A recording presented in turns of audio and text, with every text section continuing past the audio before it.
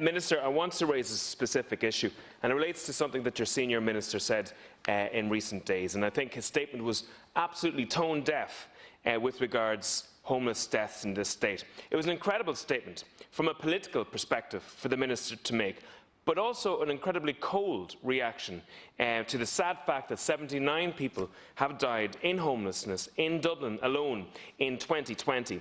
Now, you can correct me if I'm wrong, but it appeared that Minister Peadar Tóibín was trying to undermine the seriousness of this shocking figure by suggesting that some of these people may have died in a traffic accident while they were homeless, and as a result they were included in these figures.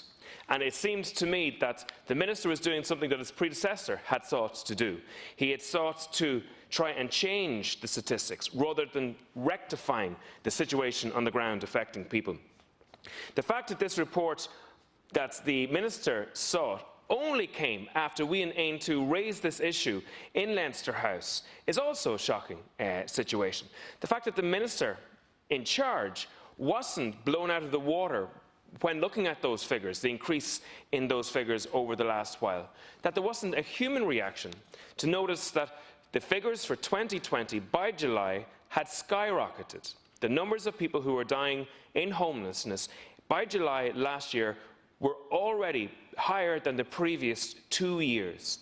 The fact that that hadn't motivated the minister to decide to hold an investigation into what was happening is also amazing. So I became extremely concerned with these high numbers of homeless deaths back in July. I requested a breakdown from the Dublin Regional Homeless Executive, and this breakdown showed that the peak of the death rate coincided, believe it or not, while the Dáil was voting on whether or not to give junior ministers a pay rise. Now, there's something deeply tragic about the fact, Minister, don't you accept, that the 79 homeless people died in Dublin in 2020, and that peak happened while the political establishment in here were lining their own pockets. These people didn't die of traffic accidents. And if the minister responsible is in denial mode, it's very hard to see how we can really get to the kernel of the problem here. I'll give an example of some of the people who died. A young woman in her 30s who appears to have tragically taken her own life. Another young woman, 19 years old, who died in emergency accommodation that is managed by a private operator. A young man in his 20s found dead while sleeping rough. He'd been released from prison the day before. A man in his 30s also appeared to have tragically taken his own life. These are no road traffic accidents, ministers.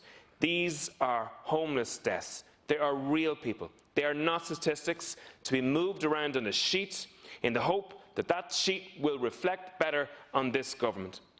The main issue I raised constantly was the practice of the local authority in Dublin of refusing assistance to people who were non-natives of Dublin, while at the same time these people were receiving advice from NEFIT not to leave Dublin because of COVID. The minister pleaded ignorance on this issue, right up until the fact that the RTE Investigates programme exposed the situation.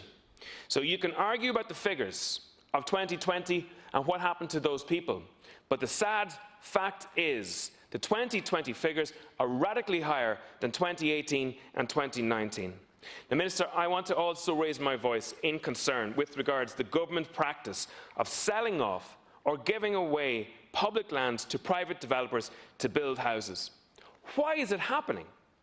Why can't the state build houses on these blocks of land, or at least commission the housing agencies to operate in this sector? It's not because of the lack of skilled workers, because it's the same pool of skilled workers that have to build private and public housing. And is it because of funding? Well, the truth of the matter is, this government has not exhausted the European Investment Bank funding for social housing. Housing is the ideal investment for the European Investment Bank because it pays back over the years. Finally, Minister, I put in a series of questions into my local authority, and I found that during the summer there were 130 council-owned properties vacant in Meath. At the same time, 1,168 people applied for homes, but only 440 people got homes. Why do we have a situation in local authorities, Minister, where 700 people are turned away from the housing list, while there are 130 vacant homes in that area. Gurv Mahagat, the last count Corlia.